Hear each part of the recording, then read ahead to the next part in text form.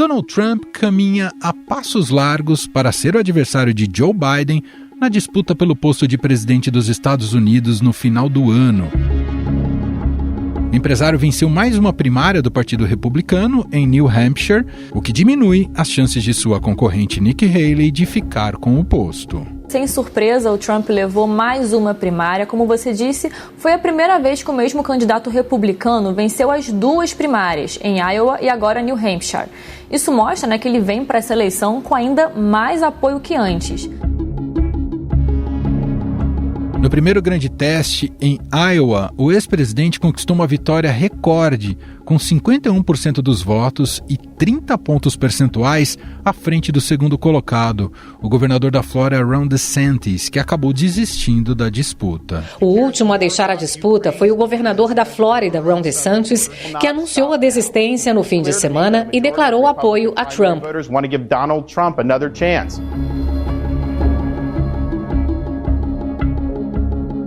Com isso, o atual presidente Joe Biden reconheceu o rival como o claro favorito para enfrentá-lo.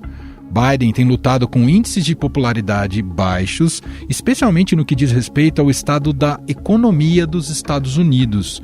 Uma pesquisa recente da ABC News Ipsos mostrou que apenas 33% dos entrevistados aprovaram seu desempenho na presidência, o mais baixo desde George W. Bush entre 2006 e 2008. Terrible approval numbers, no matter how you look at it. First, let's look overall. 33-62 on the economy, almost as much underwater as he's ever been.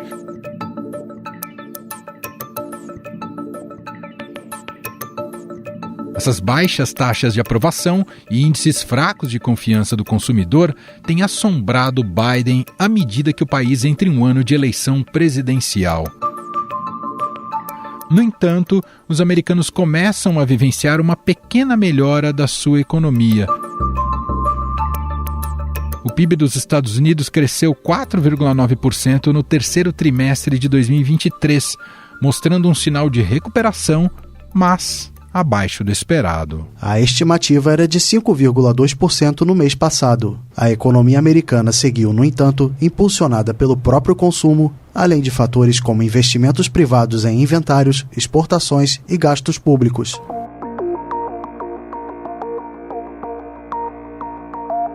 Além disso, apesar da inflação de 2023 ter vindo um pouco mais alta do que esperado, 3,4% ao ano, a expectativa de queda nos próximos meses. Os pedidos de seguro-desemprego nos Estados Unidos caíram 16 mil na semana encerrada em 13 de janeiro, para um total de 187 mil, de acordo com o Departamento do Trabalho. E olha, impressionante como está aquecido o mercado de trabalho nos Estados Unidos. A geração de vagas no mês passado foi quase o dobro do esperado. Os Estados Unidos estimularam demais a economia durante a pandemia e demoraram a retirar os estímulos.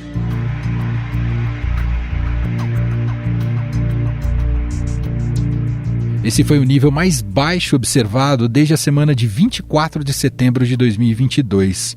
O retorno do otimismo, se persistir, poderia reforçar as chances de Biden enquanto ele busca a reeleição. Uma pesquisa preliminar da Universidade de Michigan para janeiro mostrou um aumento positivo no sentimento do consumidor. O índice atingiu seu nível mais alto desde julho de 2021. No entanto, existem muitas incertezas sobre como a confiança do consumidor e a economia em geral vão influenciar os resultados eleitorais desta vez. Mas existe um outro fator que pode mexer com essa disputa. Trump poderá ser retirado da eleição?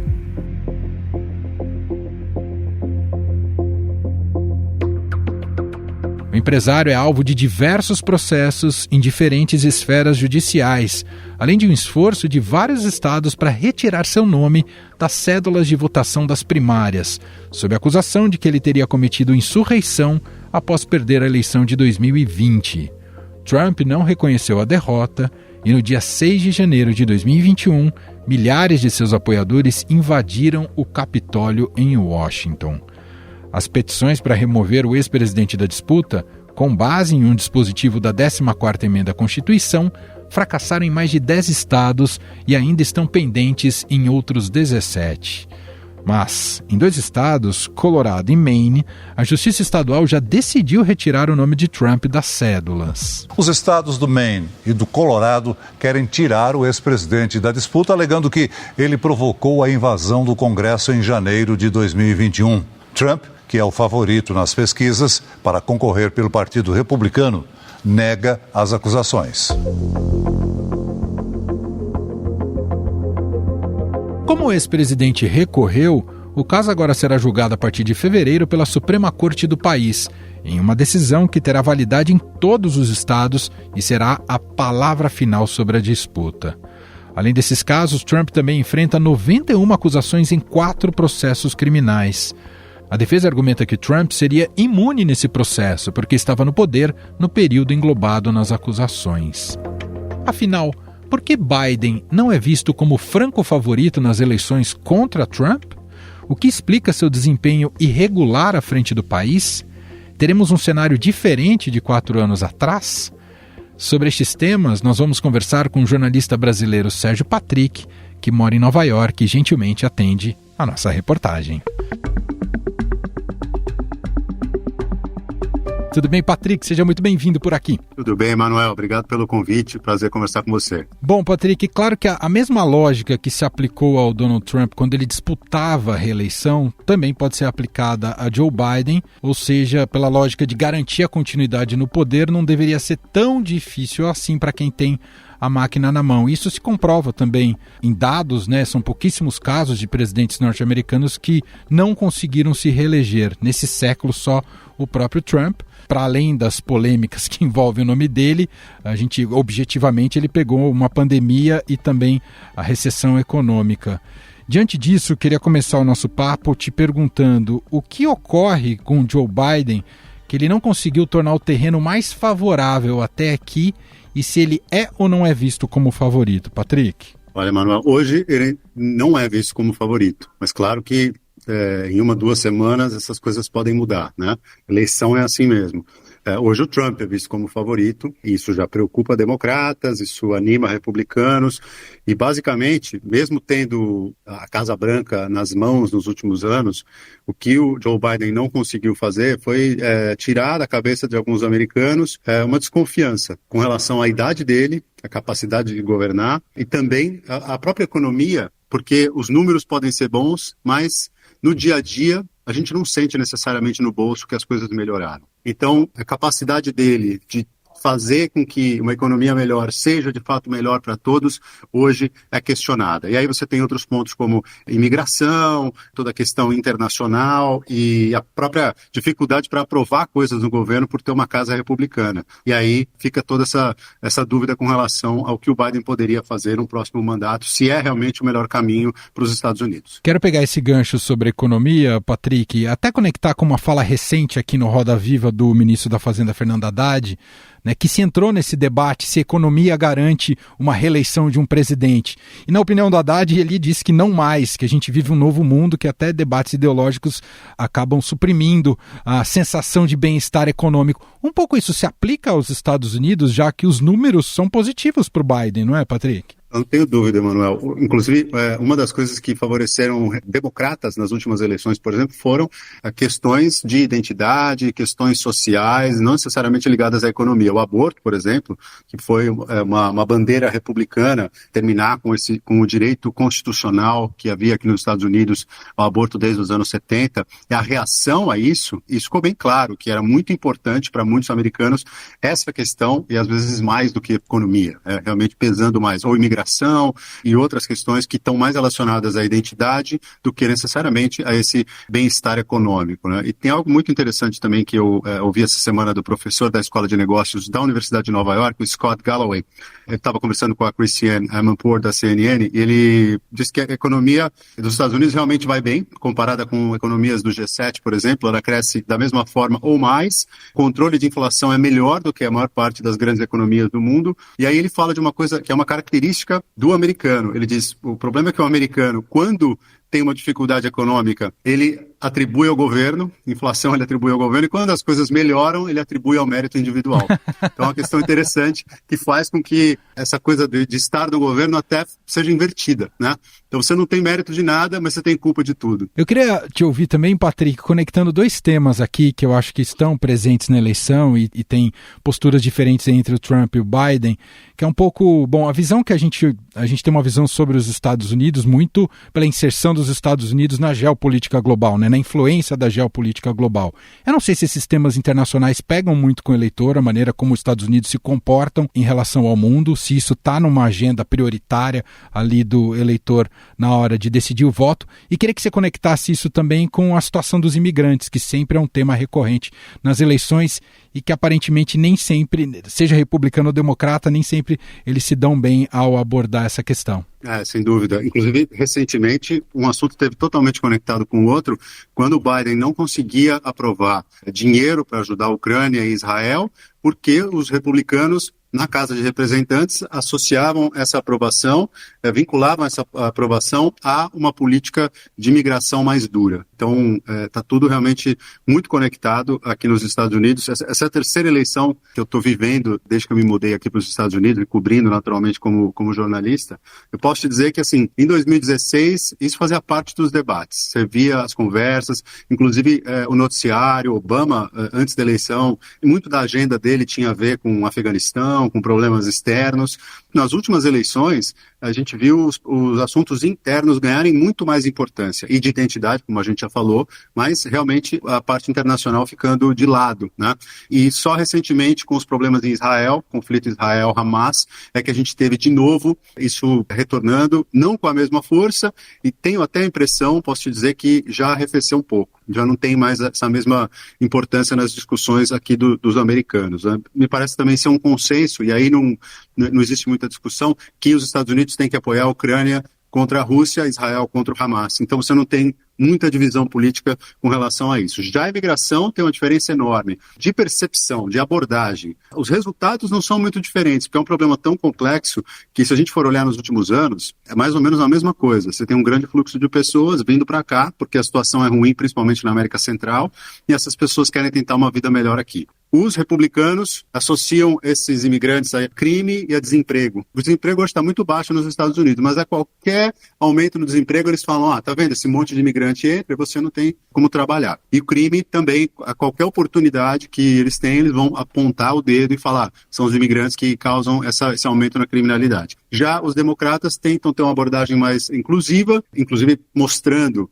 que dados econômicos já comprovaram que os imigrantes não só são importantes, são fundamentais para o crescimento econômico dos Estados Unidos, mas você tem também uma crise de refugiados. Aqui em Nova York, por exemplo, você anda em Manhattan, em algumas das partes mais nobres, tem um lugar que era um hotel luxuoso, que virou um espaço para refugiados. Tem um primo que me visitou aqui semana passada, ele falou, eu achei que fosse uma invasão, como se fosse alguma coisa de sem teto. Ele me perguntou, eu falei, não, aquilo lá virou, o hotel quebrou na pandemia, a prefeitura assumiu e virou um abrigo para refugiados, mas já não tem mais lugar há muito tempo. É um hotel inteiro cheio de refugiados, e estados como o Texas, por exemplo, têm mandado refugiados para cá o tempo inteiro para poder criar um problema político bem grande aqui em Nova York, que é um estado democrata, e aí dizer, tá vendo? A política dos democratas não funciona. Quero te ouvir também, Patrick, sobre a polarização, o acirramento, né, dos dois polos, que jogam muito com guerras de rejeição. Dá até para fazer uma analogia com o Brasil, né, que a gente vive muito esse acirramento entre o Lula e o Bolsonaro. Né? O Lula, inclusive, optou por polarizar, sim, a eleição de São Paulo, só para citar um exemplo.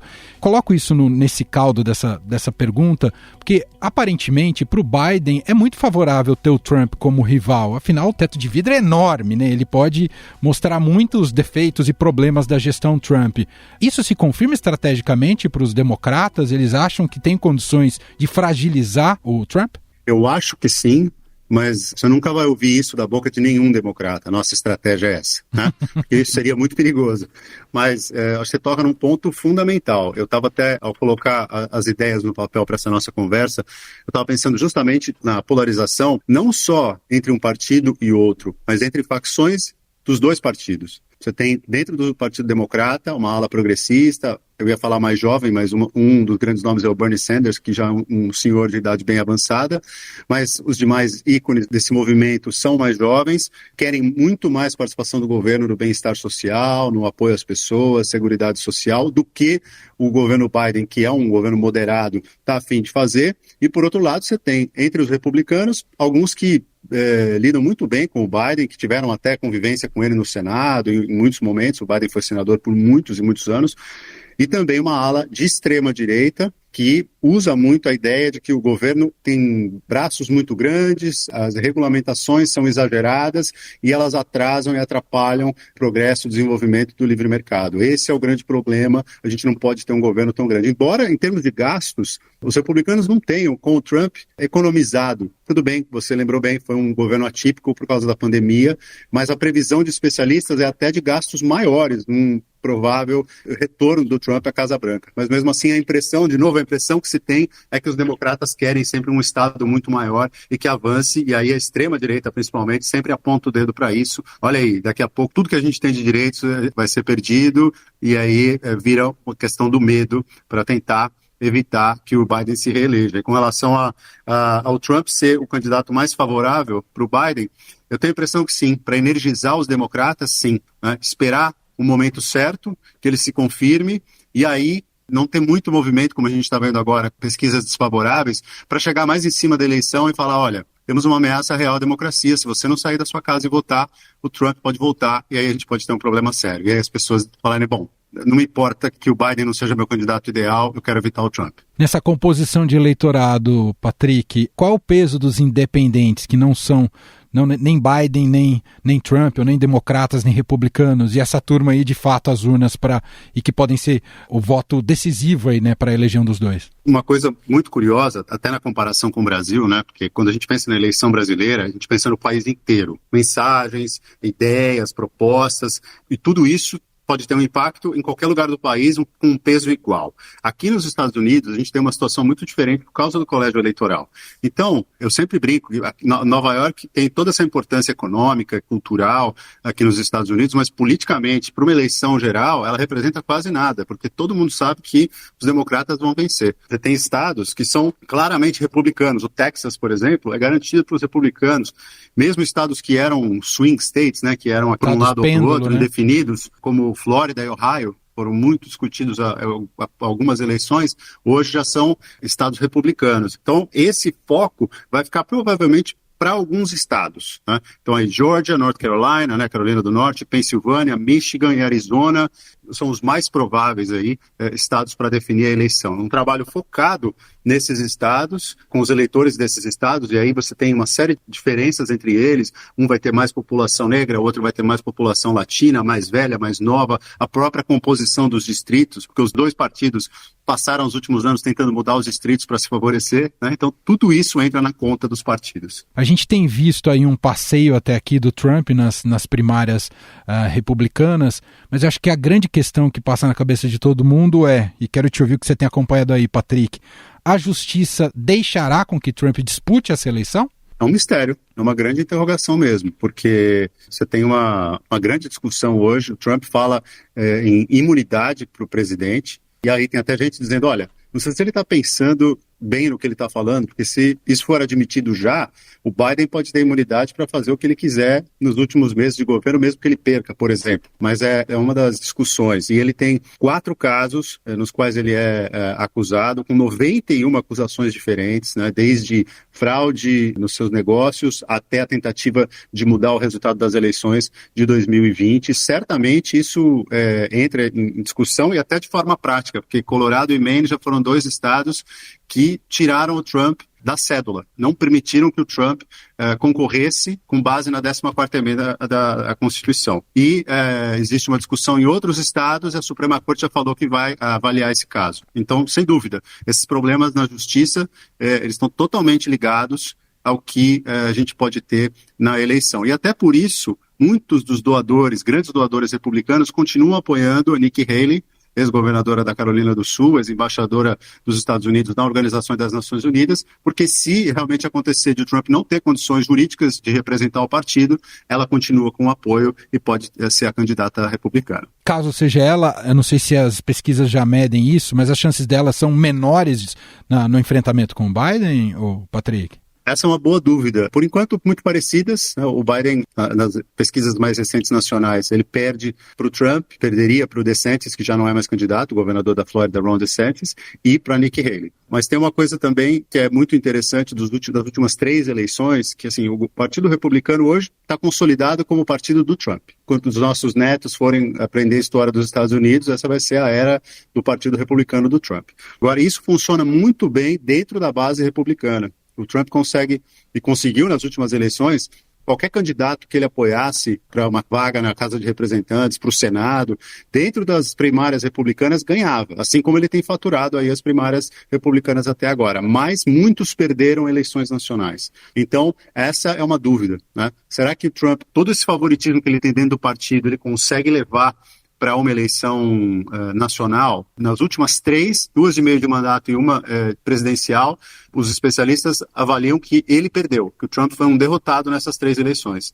Então, a gente vai ver como isso vai funcionar agora, mas pode ser que isso se repita. Uma grande força dentro da base republicana, mas não o suficiente para ganhar uma eleição geral. Para a gente fechar aqui nossa conversa, Patrick, te ouvi um pouco também sobre o clima que antecede essa disputa da eleição americana, especialmente sobre essa possibilidade cada vez mais real do Trump voltar à presidência dos Estados Unidos. Todo mundo se pergunta o que será do mundo com Trump à frente dos Estados Unidos. Como isso tem mexido com os humores e com a cobertura da imprensa nos Estados Unidos? Como isso tem sido tratado até aqui? O que você pode dizer para a gente? O que eu acho muito interessante é que, principalmente com 2016, né, que foi a primeira eleição que ele ganhou, a gente consegue ver uma diferença muito grande. Naquela época, ele conseguia espaço em qualquer lugar, sem que abrisse o microfone, porque dava audiência, porque era um espetáculo e tudo mais.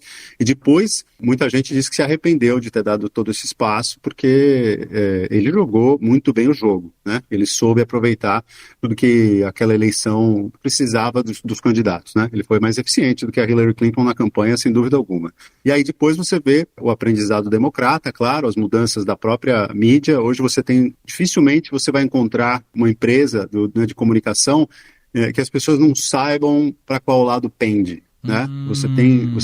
Antes você tinha uma percepção de neutralidade maior, e hoje você tem uma ideia mais clara de que, inclusive tem um perfil no Instagram, que você pega a notícia, ele te dá o percentual de viés daquela notícia, se ela é mais de esquerda, mais de direita ou mais neutra, para as pessoas poderem entender, porque é um impacto muito forte, claro, né? Você está tentando entender o noticiário e está ali uma empresa de comunicação colocando a sua agenda. Não que isso seja novo na história do mundo, sempre aconteceu, mas hoje está muito mais claro, e aí, obviamente, que isso requer também de quem acompanha esse noticiário uma noção melhor de quem é quem, de quais são os interesses de cada um, para que você possa interpretar o noticiário da melhor maneira, sem necessariamente demonizar, né, e ficar com medo de quem está dando essa notícia. E um dos pontos dentro desse cenário que vai ser fundamental vai ser a discussão de idade. Muitos eleitores estão realmente muito decepcionados por não terem uma opção mais jovem. O Biden acabou de fazer 81 anos, o Trump faz 78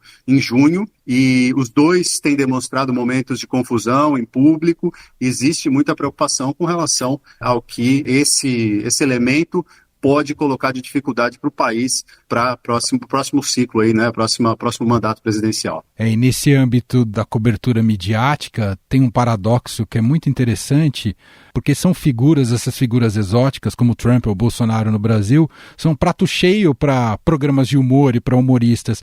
Mas, por outro lado, né, a mera abordagem a essas personagens exóticos, para muitos, significou um alívio, né, no tipo de imagem que se transmitia deles. Para muita gente ajudou, né, a projetar essas figuras como Trump e Bolsonaro. Eu não sei se isso vai mudar, essa chave vai mudar para essa eleição americana. Queria que você... Porque eu acho que o Biden deve ser um personagem mais chato para os humoristas, né, Patrick? Muito mais, né? Muito mais. Quase todos os humoristas aqui imitam o Trump. É quase como imitar o Silvio Santos no Brasil, né? Se eu fizer um esforço aqui, é capaz de eu conseguir fazer um Trump assim, mais ou menos. Mas não vou te pedir, fica tranquilo. Não vou maltratar a sua audiência com isso, não. Mas é muito caricato, né? Claro, acaba sendo alvo do... E é meio nonsense, né? Então, fala alguns absurdos, então, daí é prato cheio mesmo, é isso. Mas hoje existe essa preocupação. E acho que uma noção maior, né? De que, inclusive teve um comediante aqui que foi muito criticado, o Jimmy Fallon, porque despenteou o Trump no programa, e as pessoas falavam, você tratou o Trump como se ele fosse um cara normal, e ele era um cara perigoso para a democracia e tal. E é isso. Muitas vezes... esse tipo de comédia pode normalizar, pode tirar um pouco da acidez do que é um fato real preocupante, né? E com relação ao Biden, há algum tempo era o negócio dele fazer massagem, às vezes, nas pessoas, cheirar o cabelo de uma mulher. Hoje é a coisa dele tá velho. Então, toda vez que ele aparece em algum programa de televisão, o comediante está fingindo que não está entendendo onde está, fala uma coisa que não tem nada a ver. Então, isso já pegou, como realmente o grande sarro que se tira do Biden hoje é esse. Muito bom, esse é o jornalista Sérgio Patrick, 10 anos já nos Estados Unidos, mas coração brasileiro que bate lá, morando coração em Nova York. Brasileiro sempre. Acompanhando tudo sobre a eleição e gentilmente topou bater esse papo aqui com a gente para dar esse panorama desse início da corrida eleitoral nos Estados Unidos, que já está quente. Obrigado pela conversa, viu, Patrick? Valeu, Manuel, eu que agradeço. Um abraço a todos. Estadão Notícias. E este foi o Estadão Notícias de hoje, sexta-feira, dia 26 de janeiro de 2024. A apresentação foi minha, Emanuel Bonfim. Na produção, edição e roteiro, Gustavo Lopes, Jefferson Perleberg e Gabriela Forte. A montagem é de Moacir Biasi. E o nosso e-mail, podcast@estadão.com. Um abraço para você, um ótimo fim de semana e até mais.